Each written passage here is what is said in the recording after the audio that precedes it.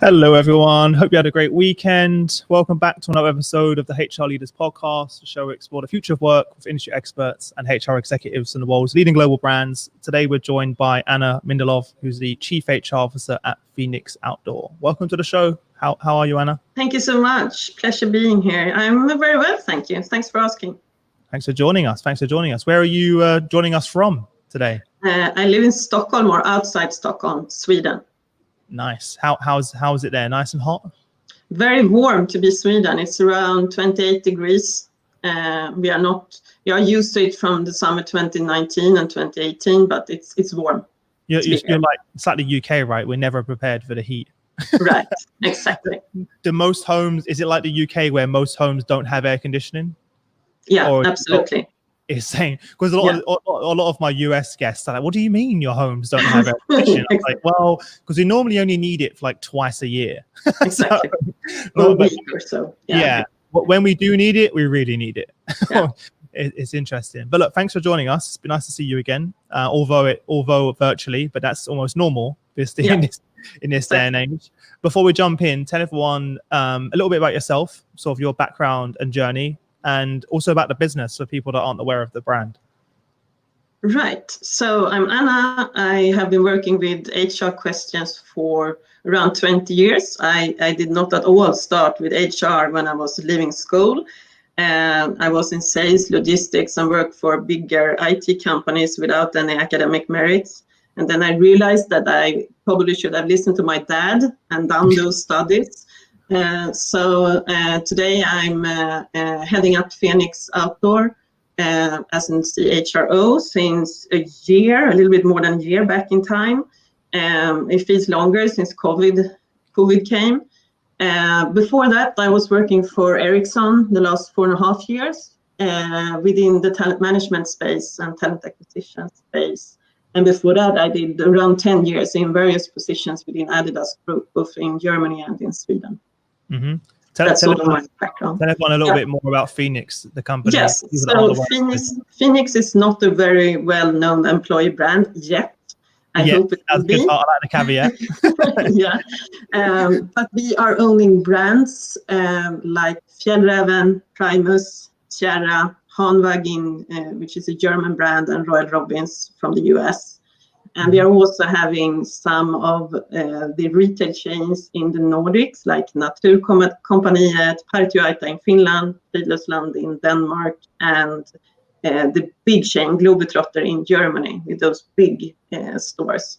Yeah. So it's a mix of brands that we, of course, sell to our own retail stores, but also to others. So we both sell wholesale and retail. Yeah. It's around 3,000 employees worldwide, and we are in around 30 countries. Yeah. And outdoor, how do you describe the business model or the product? So we are super modern this summer, right? Because everyone is talking about staycation, and that's what we help people with. So going out in the nature, and we sell everything from tents to Hanwag is hiking boats, Fjällräven is expedition jackets, and of course Konken, the big cell that we have, which is a very famous bag. Mm-hmm. So you touched on what I was going to ask you. My question, given the fact that everyone's on a staycation, have you seen sales increase? Yes, absolutely. So it was really tough during the spring, of course, like for everyone else. Sure. In some countries, we have kept the stores open. Like in Sweden, nothing has been closed. But in other countries, yes, the whole time? Open. Oh, wow. Yes. That doesn't mean that it's less sales, right? But we were allowed to have the stores open. In Germany, we had to close down the stores completely. So, of course, it's different depending on which country we are talking about, and that's also sort of the complexity, right? But now we can see, and we also shifted a lot, of course, from store sales to digital, to e-commerce. So we have been growing when it comes to e-commerce compared to before. But we are still, of course, a little bit behind. But I think we will get there during the last quarter. I'm a super positive about the future. Nice. Yeah. Oh, yeah. there's always good side and a bad side to everything. But that's the fact that everyone's going on the staycation, I'm sure is going to definitely help over the coming months. Do you think that you were prepared? Did each of those brands have a good online presence? No, not really. We were seeing that the change was needed already. I mean, years ago probably, but started to do some real stuff about it during last year. And I mean, I came in last year, so it might be that they have been doing it for years, but I haven't seen it until then. Yeah. But so we were in a pretty good shape, but of course, not like everyone else. I mean, we were not prepared for what happened with close downs, and no, not at all. So I'm assuming this is now going to excel that digital transformation and move to e-commerce online. Yes. I still believe in that people would like to go to a store and really touch and feel the stuff. Especially your products, right? Your type of products, you kind of want to feel it, see it. I get it. Yeah, it's super tricky to buy a pair of handbag boots without trying them on, right? So it's a lot of things that you still need to do, but you can also go to a store and then of course you can order them online. So it's more, where do we put the sales? We are not sure about that yet. We will see what happens. Yeah. It's interesting because my stepdad is always out in nature, fishing, hiking, stuff like that, and he never buys anything online. Ah, okay. He always goes into the store. He wants to see the tent. He wants to see and feel and touch everything. And I get it. Like, I completely get it. But you have to have the online presence as well, right? Absolutely. And if this is proven that to everyone, similar with us, we were talking about it before the show. It's like, yes, we do our physical workshops, but we have to have an online presence as well. But obviously, to today's topic, obviously, culture and belonging, the glue that makes us an organization. And that was part of a sentence that I took from our first chat for everyone listening. You didn't plan that, Anna. You just said it. And I was like, oh, interesting topic for the show. When you think about culture, right, it's a big buzzword that everyone loves to throw around. What does culture mean to you? How do you describe culture? That's what we do in the organization. So it's not so much about the buzzwords that maybe even this is a buzzword, like culture and belonging. We talk a lot about inclusion, and we talk a lot about the iceberg. I'm even showing that in some of my presentations internally, right? So iceberg with the model where some of it, a small portion is what you see, but it's a lot underneath and under the surface that you can't see. Sometimes we say that culture is in the walls. I'm not sure that's the case. It is what we do each day, and we can, of course, change the culture by adding people into the organization that have different perspectives and so forth. So when we hire, we should try to hire culture add into the organization instead of hiring for culture fit, which we used to do. In all companies, I think we have a tendency to, but that person doesn't really fit into the culture that we have. Okay, so what culture is it that you're talking about? Is it the current culture, or is it what we should achieve later on, 5-10 years from now? But for me, culture it doesn't really matter if you have an excellent business strategy. If the culture is not a positive one, and you help people to perform in the organization through the culture, it doesn't really matter. And also the things, it's the way things are done and the how more than what the top management is saying. We can try to steer it from the top, right? But if the employees in the organization is doing totally differently, that is what will be the culture anyhow. So it needs to be aligned. Yeah, you made a good point there, because most of the time the culture programs or initiatives are driven top down, right? Yeah, very much so. And doesn't, so is a job of the culture for everyone, or is it for the leaders? No, for everyone. I think that the leaders, we can impact, and the culture will exist even though we're not working on it, right? Even though I'm, as an CHRO says, no, it's not important, it still will exist. How we talk to each other, if we're calling or sending emails, or how do we interact, and how do we make feel that people really, really feel I'm working here because I want to, and I choose it every single day when I go to the office or go into Teams like it is now. I'm choosing to be here and add value to the organization. That's what I would like to see, that everyone had this kind of feeling. And I decided probably maybe 10 years ago or a little bit more, that as soon as I feel that I can't really impact any longer, it's not fun, then you sort of feel that I need to go elsewhere and I need to start all over again. So I've been changing companies, not a lot, but sometimes, in order to get that new stuff and start from the beginning a little bit again, even though it's known areas, because HR is still HR. Yeah. Yeah. That's a really cool point you mentioned, because that's quite a theme amongst your peers that I've heard over the years.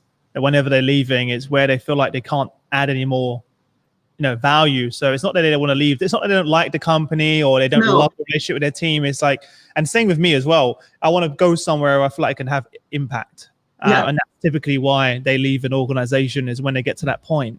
Super interesting there. What are some of the things that you do practically, like for everyone listening, practical things that you do to try and impact the culture within an organization when you join a business? Talking to people, listening to people, of course, but setting up forums for doing that. So I think we had so many plans before we went into 2020, and then COVID came. And in HR, we had to react on the things, right? You need to do a lot of policies and stuff like that. Boring stuff. I hate that, but it's absolutely needed. Policies and guidelines and stuff like that, that's for people who have not common sense. And some people are not having common sense. So therefore, we need policies. The policies for the small, the very few, but unfortunately, they impact everyone else. Right, absolutely. Yeah. Nevertheless, but what we did then was that we shifted from not having that many trainings face-to-face, but at least a big portion of trainings. We shifted them to a virtual setting, and I created something that I call Leadership Insights. And we started to send that out. First, we only had Zoom sessions because we just introduced Teams, Microsoft Teams, in March. So just before COVID came and hit us badly, so to say. Sorry? It's good timing then. Yeah, that was really good timing. And now no one will survive without having it. It's almost like that. But what we did was that we created this Leadership Insights, which was weekly. And we had one workshop per week for all leaders that wanted to join virtually. And that's a great opportunity for people who are in smaller countries or in small units who seldom get that kind of opportunity. And you get that sort of feeling and the glow in the organization that everyone belongs. So I started with talking a lot about change, of course, in March, and how you can think in order to survive in this change that we are seeing. And then we had a workshop together with the CSR team, so sustainability team, regarding the Fenix Way. And the Fenix Way is a compass that we are using, where N stands for the nature, the E for the economy, the S for the society, and V or West, well-being. And of course, HR is very much into the well-being, right? And we talked about this and we addressed this, and we had some sessions about it. And then after a couple of weeks, and also in this Leadership Insights, of course, we have book recommendations, podcasts, short things that leaders easily can take on in order to learn a little bit more. And we have continued with that. And then what we also have been doing, and I know we talked about this last time, and you were like, yeah, that's cool. We are doing an internal podcast. Yay! And I remember you told me you should do that externally. And now it seems like we might be able to launch some of the sessions that we are doing. I think for your customers, your investors, for everyone, potential talent that may want to join your organization, being able to hear from you, the team, and the transparency will be super refreshing. It's like the audio glass door. Like that's the way I look at it. They're going to find out anyway, right? So being transparent, open, I feel like is the future, and is what people like. If I'm going to choose to either work at Fenix or someone else, and I get to hear from you, the team, and understand where the business is, I'm much more likely to go and work. And one thing that I think is important, I mean, in those podcasts that we have different people speaking. We will interview. We will have different tracks. And in January, I had the opportunity to hire our first internal comms manager, and he actually did his master within podcasting. So it's cool, actually. And he was in our trainee program last year, and he was like pitching that he wanted to work with me in HR and with internal comms. So he got that position. That's awesome when you work for a smaller company, right? You just create the position for the person. 100%. And to the title of this episode, that's something for people to build a culture of belonging, inclusion, and glue. Having like your own internal podcast and external, hopefully in the future, is so cool to hear from different leaders, different functions, from different people of backgrounds and origins, and like that is I'm super excited about that. I'm so happy you're doing that. I've been saying, as you know, obviously, because I was telling you, please do it. I've been saying, like, from a cost, especially as a communication tool, right, for you and the team, like it's and you're going where people are. So rather than and it's not expensive. The equipment is not that expensive at all. So it's pretty easily done, and don't be afraid to do it. I think it's awesome. That's so we have one episode launched every week. Wow. and so people are listening into it, they get to know people. But moreover, what we are doing with it is also the episodes in there will be in our onboarding program. So we in January, February, we also started to build our new digitalized onboarding program.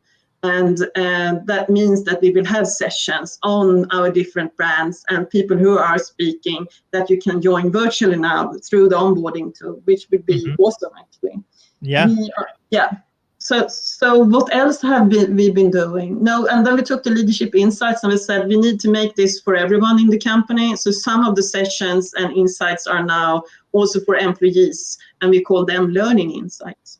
Yeah. What's the format, by the way, for the leadership ones? How many people, and how do you make room for everyone to talk, or is it just in the comments? What's the format? No, they can participate and they can unmute. That's what you can do in Teams. We have had, when I did the workshop on Fenix Way, we were around 100 persons. So, and that's possible. I mean, when I was working for Ericsson, we had other tools. We were having Adobe Connect, and you could have 1,000 people. Yeah, it's more like how to make room for everyone to speak, though, right? Because sometimes it's quite intimidating. Like, I'm on a call with 100 people. Do I really want to ask that question? Right.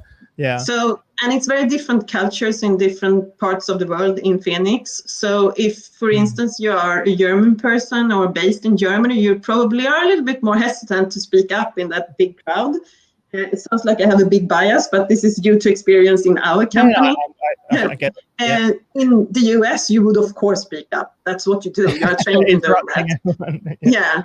And so it's interesting, and you learn a lot when you do this. But of course, we ask people to add comments and questions and try to make it interactive through the chat function. But you can also speak up if you want to. So we give those different opportunities and try to engage. And we are learning while doing, right? I'm pretty used to hold those big sessions in other companies, but not everyone is working with me. So we are in it together, and we are trying to make it excellent.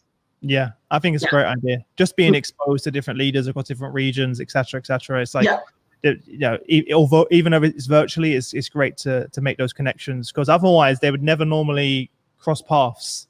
And those relationships, is what really breeds culture, communication, and obviously the innovation that will come out of that, of just connecting those different functions and different leaders is super important. Had a question on LinkedIn. One of the LinkedIn commenters said, how do you, from a change management cultural perspective, when you want sort of 21st century conscious servant leadership as opposed to old Victorian style command and control, do you have any experience in joining organizations where they have that typical old Victorian style of command and control, and you're trying to then move them to a culture-driven 21st century conscious leadership? Of course. So I've been working in many different organizations and also in different units, I would say, depending on where you are placed and so forth. So the tricky piece is when you work for an organization where maybe employees expect something, but leaders expect something different. And how do you sort of move the needle? That's why I created the leadership insights and the learning insights. And so I make sure that we can we are not only, like you said in the beginning, Chris, We are not only trying to impact the culture from above, we are also making pressure from the bottom. So it's also bottom-up process. Yes. So I try to train and reach out to people in the organization. And for me, and that I learned when I was working for Ericsson, I actually really, really use the talents in the organization in that sense that I try to involve them. We have alumni talents who have been in our trainee programs for years, and I'm using them and get insights, and they help me to also impact and influence in the organization. Okay, using the bottom upward approach to influence the leaders, perhaps to expose them to this is what your your employees and your organization saying, how they want to be led, and this is the culture, as opposed to trying to drive it from the top down. Yes, because it's if it comes from me, sometimes it's like, that's HR. But if it comes from the business or from the people in the organization, this is what our talents are saying, guys, then it's totally different. It's and they know the business because they are in the business. Yeah, so they have to listen at that point. Yeah, they usually do that, actually. Yeah, so kind of find those champions within the organization and that top talent and use their voice to kind of deliver that message, as opposed to it coming from HR. Yes. Not that it's anything wrong with coming from HR. No, of course. No, it's a good tactic, right? No, I'm sure for everyone listening, it makes complete sense, right? Why not do that? Because I can see how it can be portrayed that way. But when it's coming from those leaders and employees and that top talent themselves, then, it's hard to ignore. And of course, I think sometimes it's also a challenge if you have been working for the company for a very long time in HR or in other positions, to really see how it looks like outside. And in my current organization, we have a lot of people who have been in the company for a very long time. And it was the same in Ericsson. So how do you convince those guys that change is necessary? When they've always gotten results and always been rewarded for the way they work. It's super hard. I had the same experience in my last company when I was very young. I was like 18, 19, and I was trying to, all of these ideas, by the way, we're talking about, I worked in HR space again. I was like, we should do a podcast. We should do this. We should do that. Like, they got to where they were doing it a certain way, right? And there's this young kid saying, I remember at the time, this is like 10 years ago, I said, we need an online presence. All right, we need an online storefront. They're like, what's that? Yeah. I'm not even joking, right? This is a time when you couldn't even take payments online in the business. And I was like, we need an online payment gateway. We need this. And they were looking at me like I was a crazy person.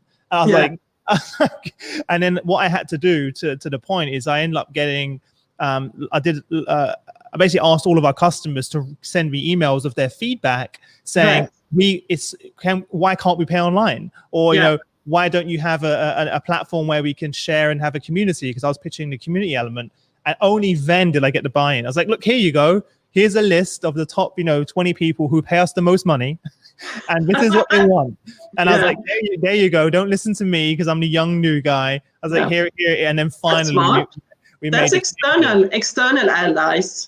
To get the best of experiences, right? I think that's brilliant. Yeah, I'm trying to do that internally. So I'm finding those, internal allies that will, I will plant an idea and then they will bring it up. It's awesome. Yeah. So it doesn't really matter who comes up with the idea as long as it's happening. It's so true. That was a big learning moment for me, I'll be honest, because I was I wish I said it was strategic. It's just like, that's the only idea I could think of. I was like, if they don't listen to me, they'll listen to the people that pay our salaries and pay. And I was like, they must do. And then from there on, anytime I wanted something that I wanted to buy in, that's the route I went around. And it always worked. So definitely. That's cool. I will steal that one. Well, again, if you go to your leadership team and says, here's what our customers are saying, again, it's super difficult for them to ignore that. I want to go back to your podcast for a second. Building a brand around that's going to be super interesting, right? And cool. Have you chosen a name? That's just out of curiosity. It's called Brandfire. It's called what? It's called Brandfire. Brandfire. Well, look, I mentioned the word brand, and you literally put it in the name. So, so the Brandfire podcast. Presented by Fenix. It's invented by Ulrich, who is the internal comms manager. Okay. So, but we have several different. We had, I think he just decided. We didn't really vote on it. He was like, I'm doing this. Yeah. That's fine. We'll look out for it once you if you end up making it external.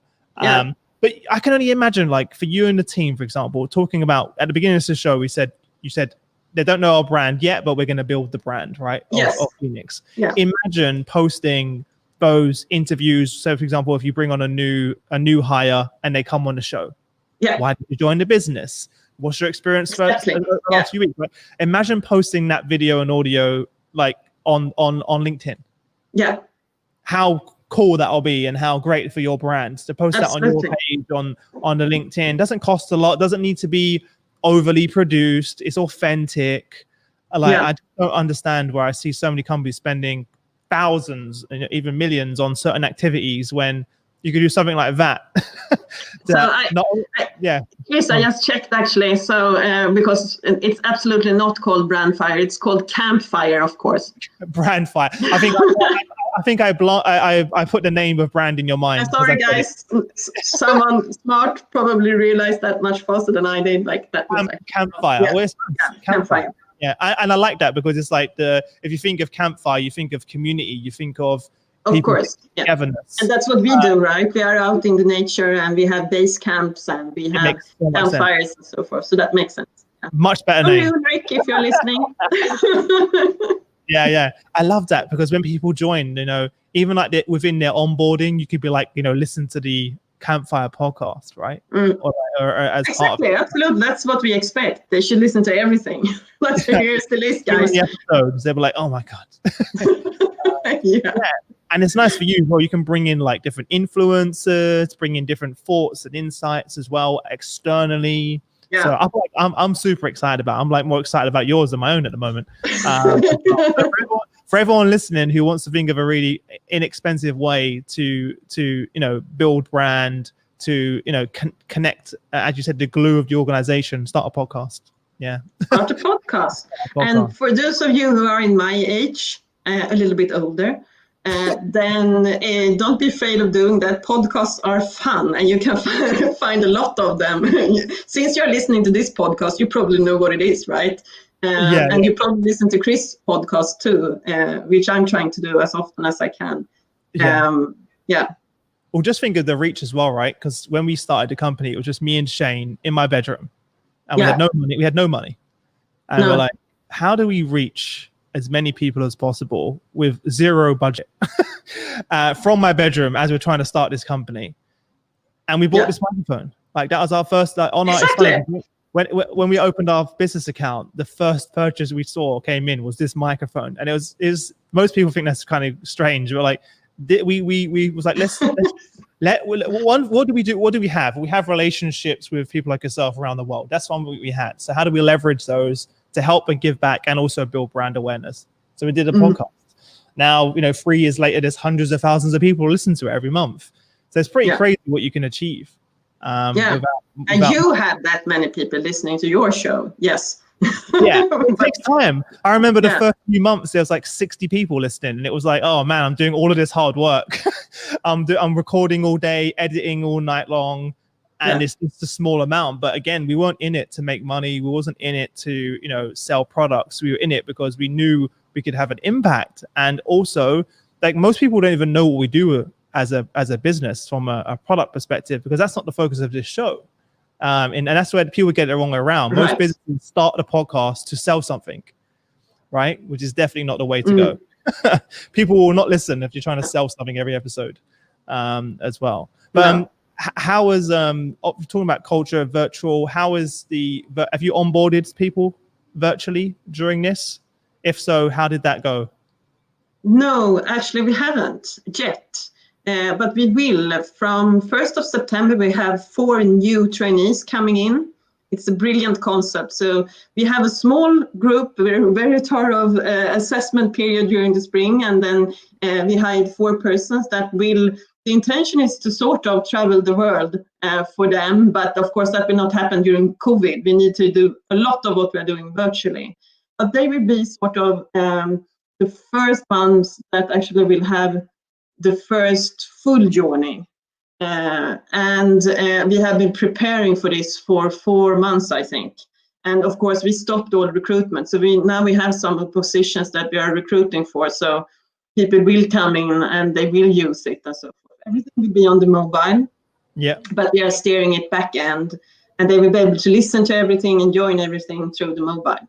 Mm-hmm. So that's what platform cool. do you use, by the way? What platform do you use? What platform do you use? We use a platform called Typelane. Okay, and that brings all your content together and community, stuff like that? What do you mean with community? I mean, you mentioned a mobile. Is it like an LMS, or what do you mean by mobile? Or is that the so it's a back-end tool that we in HR can use, and where we post things and create the journeys for the different positions or different companies. Okay. I'm with you. But then we have like messages sent to the phone, and you join there by links. Okay. So they don't see what we see. And so of course. Yeah. But yeah, it sounds like a great tool.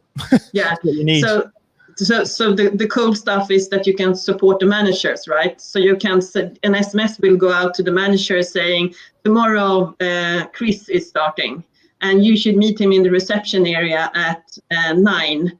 And then you send a mail or a message to the onboardee, and you say to that person, at Fjällräven or at Fenix, we wear this kind of clothing, and you can park your car, or when you come with the subway and whatever it is. So we sort of can help the managers in a much better way, and also to schedule one-to-ones and what kind of things they need to have in their specific journey when starting.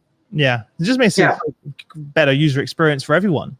Yes, absolutely. Yeah, and it's also going to a place they're not going to miss it, because if they get an email, they may miss it, or absolutely having it on your mobile, where everyone's always got the mobile in their hand, so it's just so much easier to do it now. Makes complete sense.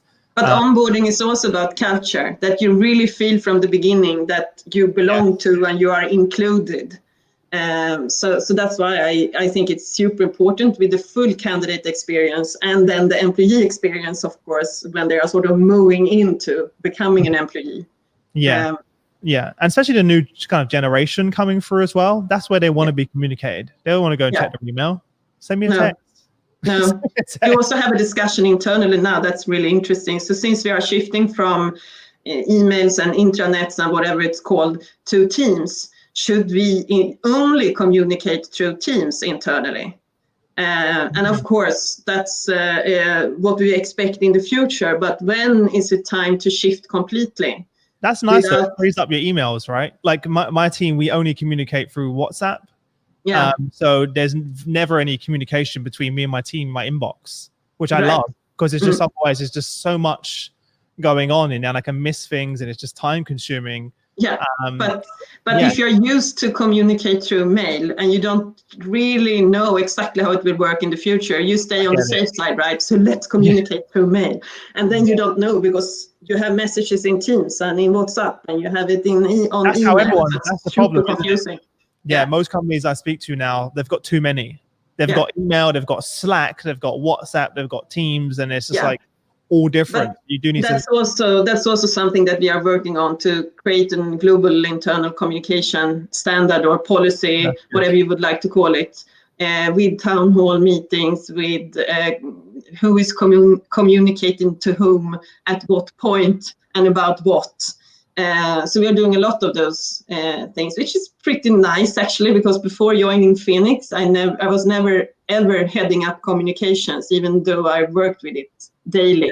It's even more important during this times where you have virtual fatigue. We were talking about it before the show. Like, you need to put systems and automations in place to say, Chris is probably asleep right now, so probably not the best time to send him all of these messages, and then or you send it and it sends it later, right? It sends it at a time where I'm actually going to be awake. And what I found with too many different communication channels, I'm not sure if people listening on LinkedIn yourself can relate, that you can never turn off. Because like they always get hold of you. They're like, if I can't get Chris here, I'll email him. If I can't get here, I'll send him a WhatsApp and or a Zoom link, and it's just too much. Too many different. I can't wake up every day and check 5 channels to make sure I haven't missed the message. Many people do.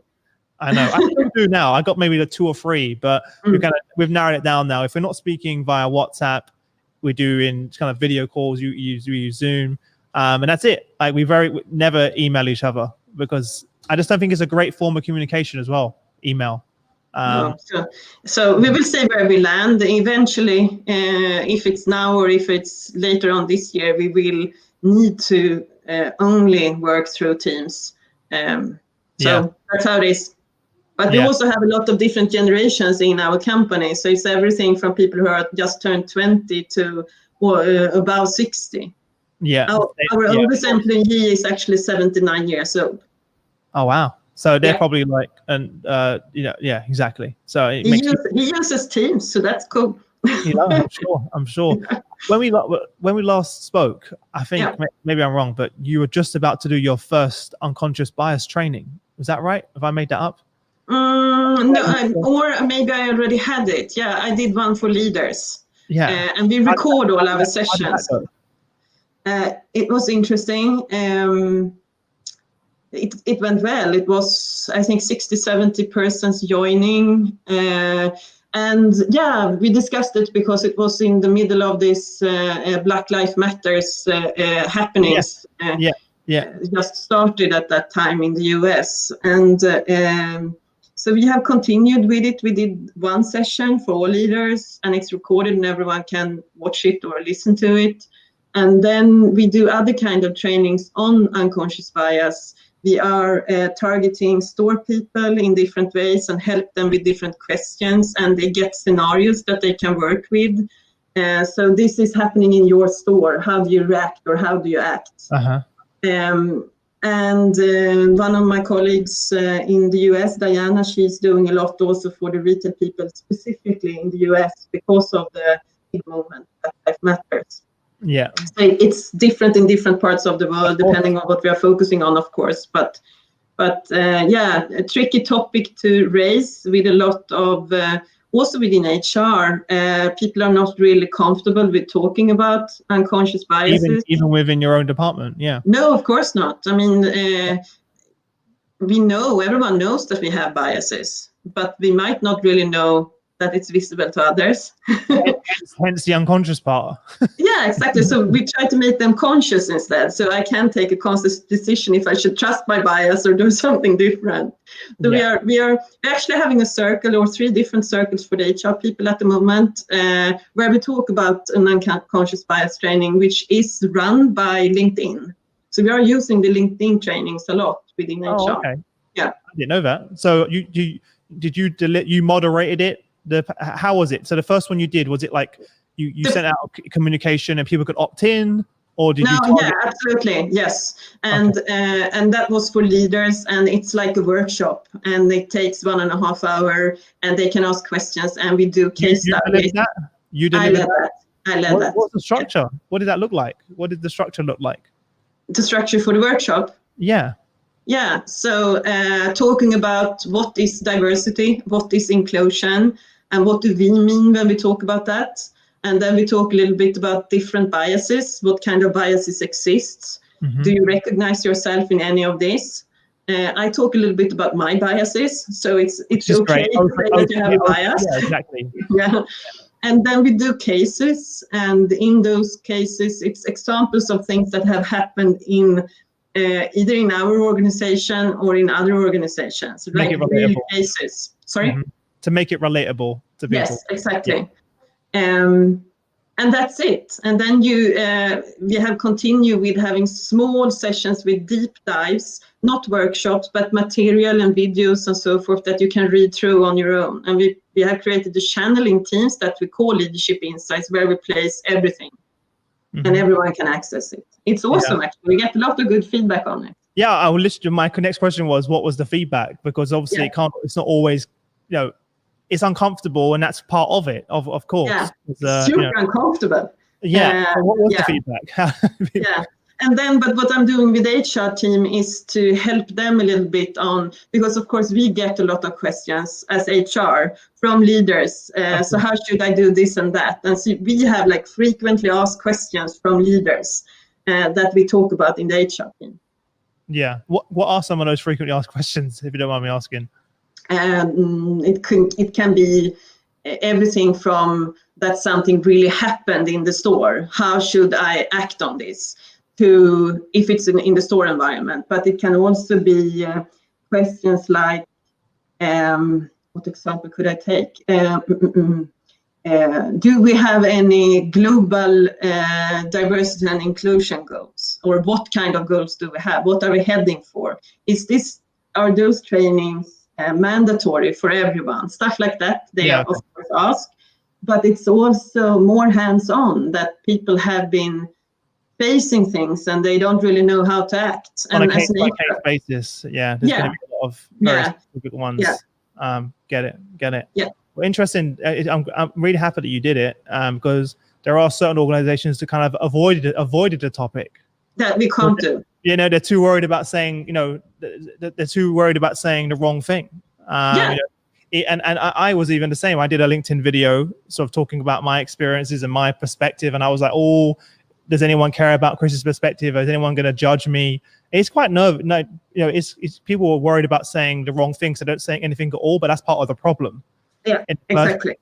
So and we say the wrong things and shit happens. So, I mean, that's just okay. Yeah, exactly. We don't have to claim to have all the answers, and if you don't know, ask. I expect, like, there was certain friends of mine. I was like, tell me why you feel that way, and explain it, because I don't know. If you don't know, you don't know.